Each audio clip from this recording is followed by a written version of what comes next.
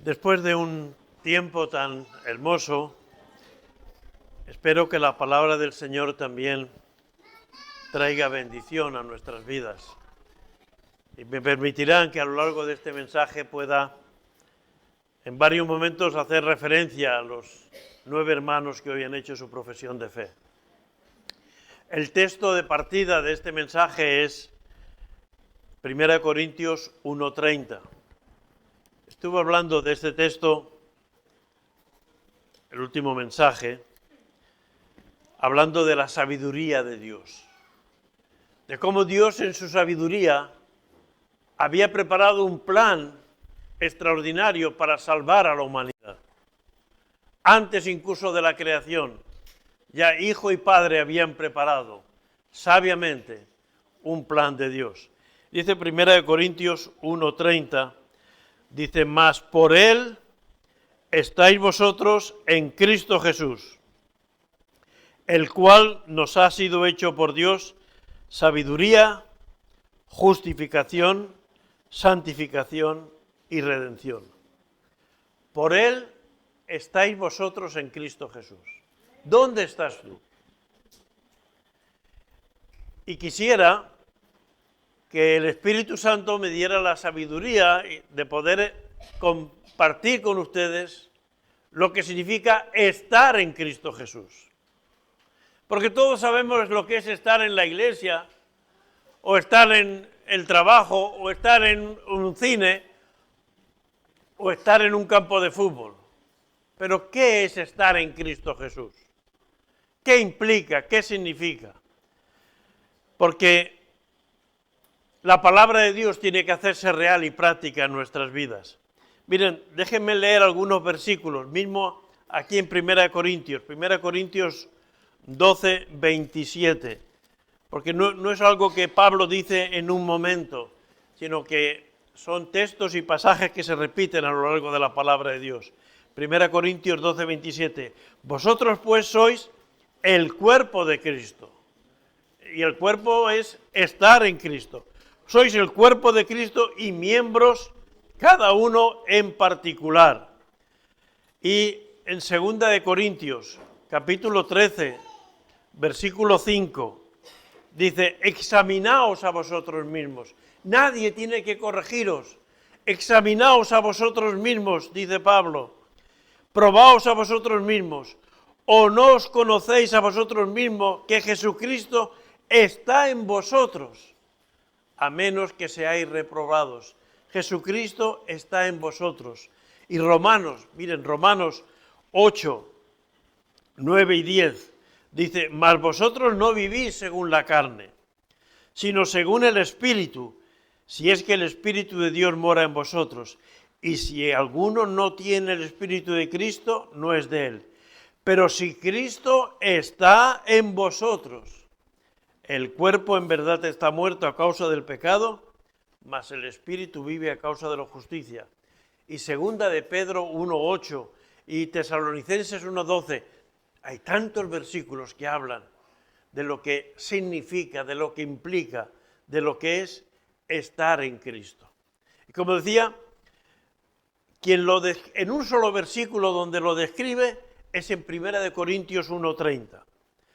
Dice, estáis vosotros en Cristo, que nos ha sido hecho por Dios sabiduría, justificación, santificación y redención.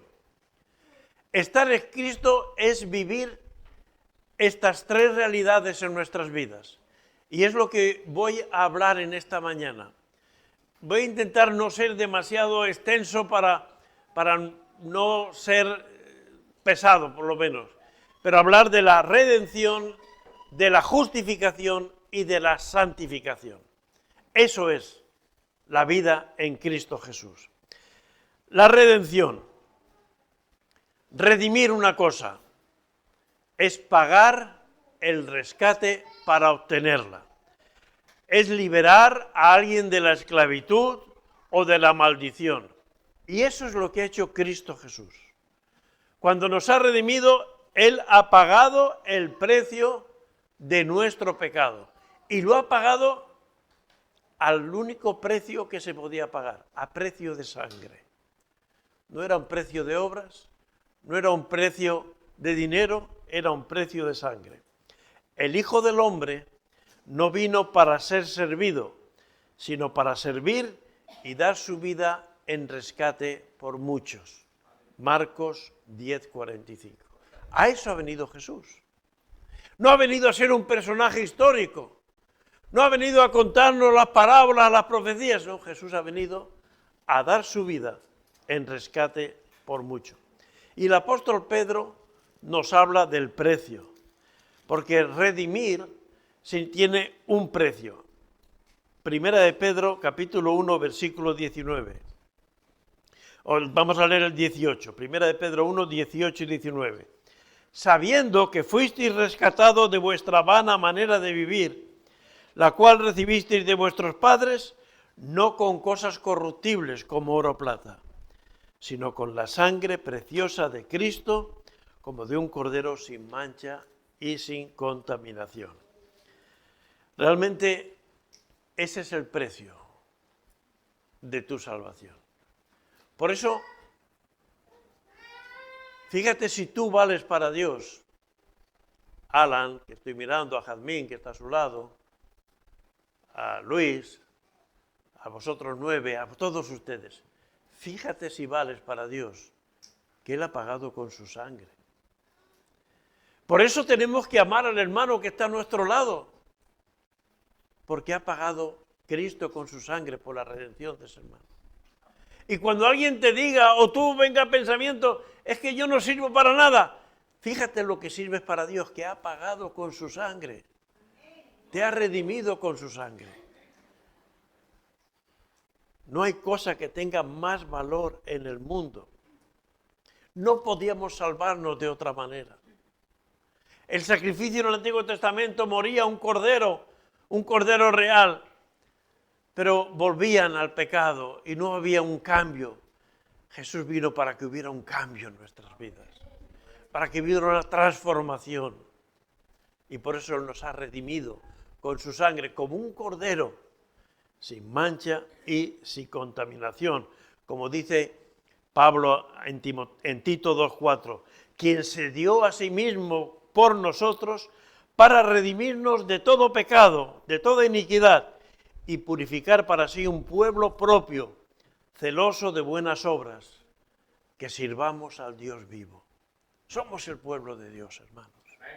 Y no lo somos porque lo merezcamos, sino porque Él nos ama, nos quiere. Como decía antes, Él nos da el pasaporte para ir al cielo, sin el cual no podíamos entrar. La redención, y hemos sido redimidos. No hay justo ni aun uno. Nadie puede decir, no, pero es que yo he hecho... Nadie. No hay justo ni aun uno. Solo Cristo Jesús. Todos los demás, hombres y mujeres, de cualquier lugar, de cualquier nación, de cualquier religión, de cualquier cosa, necesitamos ser redimidos por Cristo para vivir la redención auténtica. La segunda cosa que nos dice de estar en Cristo Jesús. En Cristo Jesús están los redimidos por su sangre.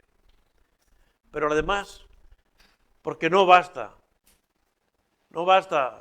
José, Acuña, Matías, no basta bautizarse, hay que estar en Cristo. Eso es lo que da consistencia a nuestras vidas. Y además de ser redimidos, tenemos que vivir la justificación. ¿Y qué es justificar? Justificar es absolver, declarar y tratar como justo a una persona. Pero he dicho antes que todos hemos pecado. Sin embargo, el Señor nos trata como justos. ¿Por qué? Porque nos ha justificado. Vamos a verlo en la palabra de Dios. Romanos, capítulo 3. Vamos a leer algunos versículos. Vamos a leer Romanos 3:20. Ya que por las obras de la ley, esas cosas que nosotros decimos, ¡ay, qué bien! Qué bueno que ha hecho esto, que ha hecho lo otro. Dice, ya que por las obras de la ley, ningún ser humano será justificado delante de él, porque por medio de la ley es el conocimiento del pecado. Miren, la ley es un espejo. Cuando yo me levanto, yo no me veo bien ni mal. Pero cuando voy al espejo digo, uy, ¿cómo salió el pelo hoy? El espejo refleja, no que yo estoy mal, refleja lo que hay. Y la ley es el espejo que refleja que yo soy pecador. Que como decía Luis, era mentiroso, o era orgulloso, o era vanidoso, o hacía esto, o hacía lo otro. Y la ley te refleja. La ley es el espejo que te lleva. Y cuando yo me veo, pues me lavo, me aseo y luego me peino. Y bueno, no es que me vea mucho mejor, pero por lo menos no me veo tan mal, ¿no? Bueno, la ventaja es que Cristo Jesús nos pone impecables para Dios. Sin pecado, impecables, quiere decir sin pecado. Lo hemos usado para decir que una cosa está muy bien. Pues así nos hace el Señor, impecables. Miren, Romanos capítulo 3, ahora vamos a leer el versículo 24. Dice, siendo justificados gratuitamente por su gracia, mediante la redención que es en Cristo Jesús. Justificados gratuitamente. Y el 28, concluimos pues que el hombre es justificado por fe, sin las obras de la ley. Una persona justificada es una persona que ya es hecha pura. Es como si a mí me ponen una multa y yo la pago, ya nadie me puede decir, es que tienes una multa. No, yo no la tengo. Ya la he pagado. Ahora, la justificación delante de Dios es muy importante. Significa que yo estoy delante de Dios como si nunca hubiera pecado. Por eso la justificación es mucho más que el perdón. Porque cuando yo digo, me perdonas, quiere decir que yo he hecho algo que está mal. Pero cuando digo, estoy en paz, estoy justo contigo, es que no tenemos nada que reprocharnos. Y el Señor no es que solo nos perdona, es que echa nuestros pecados al fondo del mar. Y cuando venga Satanás, mirad chicos, vendrá Satanás y os dirá, pero ¿te has dado cuenta cómo has caído? ¿Te has dado cuenta cómo te has equivocado, Pablo, otra vez? ¿Has vuelto a meter la pata? ¿Tú que te crees que eres perfecto? Acordaros, no soy perfecto, pero delante de Dios soy justo. Delante de Dios somos justos. No hay nada que perdonarnos, porque Cristo ya nos ha hecho justos. Cualquier juez vendrá y dirá, está justo. No porque lo merezcamos, sino por la gracia y misericordia de Dios. Por eso, además de ser redimidos, necesitamos saber que somos justificados. Para que cuando Satanás, el acusador de los cristianos, venga para decir, es que tú eres así, es que tú eres lo otro, es que te has equivocado en lo de más allá, nosotros decimos, yo soy débil, pero el que está en mí, el Espíritu Santo que mora en mí, es todopoderoso. Ha pagado mi pecado y me ha hecho justo. Ni Satanás tiene derecho a acusarnos. No permitas que venga Satanás a poner estos pensamientos para debilitarnos y para decir, tú no tienes que hacer esto. No, tú tienes que hacer todo lo que el Señor ponga de ti, porque eres redimido y eres justificado. Y la tercera cosa que dice 1 Corintios 1:30, dice que estar en Cristo es estar redimido, justificado y santificado. La santificación. Hablábamos en los estudios bíblicos de preparación para los bautismos y la membresía. Hablábamos de por qué en las iglesias evangélicas no hay peanas, no hay santos en las paredes, en las esquinas, en las columnas. Porque los santos en las iglesias cristianas vienen y se van. Así son. No es que no haya santos, es que todos tenemos que ser santos, sin excepción. No, y es que yo no lo entiendo eso. Pues no lo entiendes, lee la Biblia. Porque Jesús dice, sed santos, como yo soy santo. La santidad no es una condición. La santidad no es una posibilidad, es un propósito. Es el propósito de Dios para nosotros. Segunda de Timoteo, capítulo 2, versículo 19.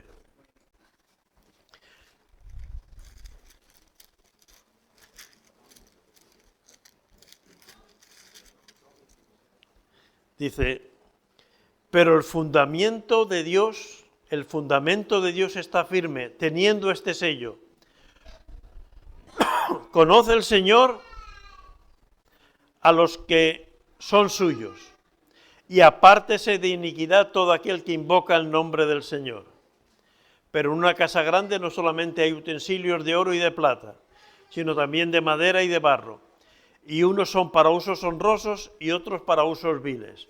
Así que si alguno se limpia de estas cosas, será instrumento para honra, santificado, útil al Señor y dispuesto para toda buena obra. El Señor dice, aquí tenemos fregonas para fregar el suelo y escobillas para limpiar el váter. Pero nosotros, los hombres y mujeres que hemos aceptado al Señor, tenemos que ser vasos de honra, que honran y glorifican a Dios. Y dice, si alguno se limpia de estas cosas, será instrumento para honra, santificado y útil al Señor. Santificar es estar aparte. La santificación es vivir aparte del mundo lo que es para Dios. Miren, no sé si ustedes de niños alguna vez lo han hecho, pero antes que vivíamos y las carreteras no estaban, las calles no estaban asfaltadas y eso, había hormigueros en las calles. Y alguna vez poníamos paja y eso, hacíamos un círculo y en medio, y lo encendíamos. Y en medio del círculo ponías una hormiga o ponías algún animalillo que cazaras. Y el animalillo se acercaba al fuego y volvía para el centro y se acercaba. Y entonces, luego sí que hacíamos, lo sacábamos de ahí y lo apartábamos del fuego. Eso es lo que hace el Señor con nuestras vidas. En el mundo donde el pecado hay, el Señor quiere sacarlo.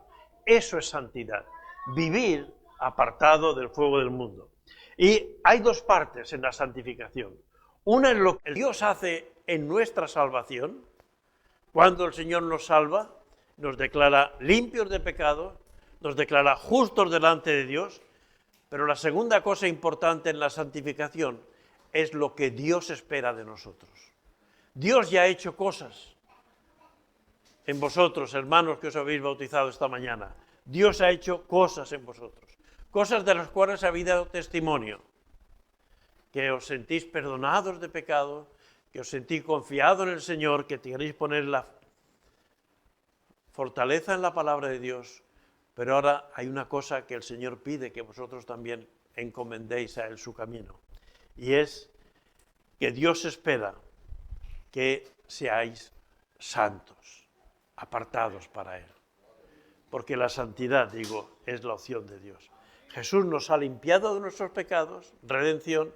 Jesús nos ha hecho justos delante de Él, justificación, y Jesús a través del Espíritu Santo nos guía a vivir según esa norma de fe y conducta, según los principios de la palabra de Dios. Y eso es santidad, porque vivir hoy en día según los principios de la palabra de Dios no tiene otra alternativa que vivir apartado del mundo. Ya están ofreciendo y regalando cosas a los niños. Los otros días me decían en un colegio que tenían que pintar una cosa, pero tenían que pintarla con el color arcoíris, porque este mes es el mes que se van a celebrar el orgullo gay. Y si nosotros decimos que Dios ama a los homosexuales, igual que ama a las prostitutas, igual que me ama a mí, pero que no estamos de acuerdo con todas las cosas, entonces ahí es donde la palabra del Señor nos obliga a estar apartados del mundo. Y eso es también la santidad. Jesús oró en Juan 17 dice, Padre, santifícalos en la verdad. La santidad no es una actitud contemplativa, no es una actitud de simplemente venir a los cultos, sino una actitud de confrontación con el mundo. Y la santidad tiene que ver con lo unido que estemos con Jesús. Separados de mí, nada podéis hacer, pero el que está en mí y yo en él, éste lleva mucho fruto. Y hermanos, la santidad va a depender de nuestra unión con Cristo. La santidad debe ser la evidencia de la presencia del Espíritu Santo en nuestras vidas. Gálatas 5:22 dice que el fruto del Espíritu Santo, el fruto, no los frutos, el fruto del Espíritu Santo. Lo que el Espíritu Santo quiere que cada uno de nosotros tengamos es gozo, paz, paciencia, bondad, benignidad, templanza, mansedumbre. Todo eso englobado en el amor de Dios. Ese es el fruto. Ay, es que a veces mi carácter no tengo esa templanza, o a veces no tengo el gozo, pierdo el gozo del Señor. Cíñete a Cristo. Sujétate a Cristo. Desconecta con esas cosas que te apartan del gozo, de la paz en el Señor. El fruto del Espíritu Santo es una evidencia de nuestra santidad. La ira, la maledicencia, la gritería, el enojo. Eso quiere decir que estamos alejándonos de Cristo. Y separados de mí, no vais a tener fruto. La santificación tiene que verse en la vida de creyente. No es una cuestión de apariencia.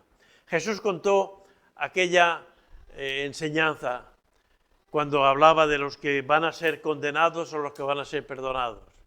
Y a los que estaban ahí redimidos, les dijo, porque tuve hambre y me disteis de comer, tuve sed y me disteis de beber, estuve desnudo y me cubristeis, en la cárcel y me visitasteis. Y digo, Señor, pero si nosotros hemos vivido el siglo XXI, nosotros no estuvimos en tu tiempo. Por cuanto lo hiciste a uno de estos más pequeños, a mí lo hiciste. La santidad es una cuestión práctica, hermanos. La santidad no es, algo así, un concepto espiritual. No, la santidad hay que vivirla en nuestras casas, en nuestros trabajos, en nuestros hogares, en nuestro tiempo de diversión, en nuestro tiempo libre, en el tiempo... La santidad es la norma de vida del cristiano. ¿Cómo vamos a crecer en santidad? Pues hay 4 cosas muy elementales. Estudiar la palabra de Dios, la oración, el ayuno y la comunión de los creyentes. Así vamos a crecer en santidad, con la palabra de Dios, con la oración, con el ayuno y con la comunión. Hay gente que dice, Dios está en todas partes. Sí, Dios está en todas partes, pero Dios te quiere como pueblo y te quiere unido a tus hermanos. ¿Cómo vamos a decir, somos un cuerpo en Cristo, si decimos, no, yo vivo la fe a mi manera? Que no, que mi mano no se separa del hombro, porque si se separa del hombro, va a tener un problema, ¿verdad? Cuando se corta un miembro, pues ya lo puedes tirar. No, si quieres guardarlo, lo entierras. No, hermanos, unidos. La iglesia es el lugar donde crecen los hijos de Dios. Por eso, la santidad agrada a Dios. Dice el Salmo 16:3, a los santos que están en la tierra y a los íntegros es mi complacencia. Dios se complace en que seamos santos, en que seamos íntegros. Y realmente que se note que vivimos con Jesús. No es oír la palabra de Dios, sino es hacer la voluntad de Dios en nuestras vidas. La palabra del Señor nos enseña que los discípulos tienen que andar como Él vivió aquí en la tierra. No de otra manera, no de otro lugar, no de otra circunstancia. Por lo tanto, hermanos, y finalizando con 1 Corintios 1:30, el texto que nos sirve para arrancar. Mas por Él estáis vosotros en Cristo Jesús, el cual nos ha sido hecho por Dios sabiduría, justificación, redención y santificación. El Señor nos quiere hacer redimidos, justos y santos. Lo contrario es vivir por debajo del nivel que Dios tiene para nosotros. Y mirar a los 9 que os ha bautizado, a Jazmín, a Anabel, a Matías, a Luis, a Eduardo, a Pablo, a Alan, a José. ¿Me falta alguno? A Alan. Johan, que cumplía los años. Mirad, hay 2 maneras de ser cristianos. Yo llevo muchos años en la iglesia. Gracias a Dios nací en una familia cristiana, pero un día me bauticé y un día hice profesión de fe. Y hay 2 formas de ser cristiano. Los que calientan la silla todos los domingos y son buena gente, y los que viven poderosamente la fe. Hay 2 maneras. Y vosotros, yo creo que sois de los que vais a vivir poderosamente la fe. Aquí en esta iglesia hay hombres y mujeres que viven la fe en el Señor. Tomar ejemplo de ellos. Pedir consejo. Seguir sus pisadas en cuanto a que ellos son seguidores de Cristo. Pero no os vengáis a calentar la silla. No le pasa nada a la silla por estar vacía. No le pasa nada. Qué bien que estén casi todas las sillas llenas. Pero este mundo no necesita calientasillas. Necesita santos, justos y redimidos por la sangre de Jesús. Y así seréis bendición. Que el Señor os ayude a cumplir el ministerio que Dios tiene para cada uno de vosotros en vuestras vidas, y a los demás acompañaros y también cumplir con nuestra parte. Que el Señor os bendiga.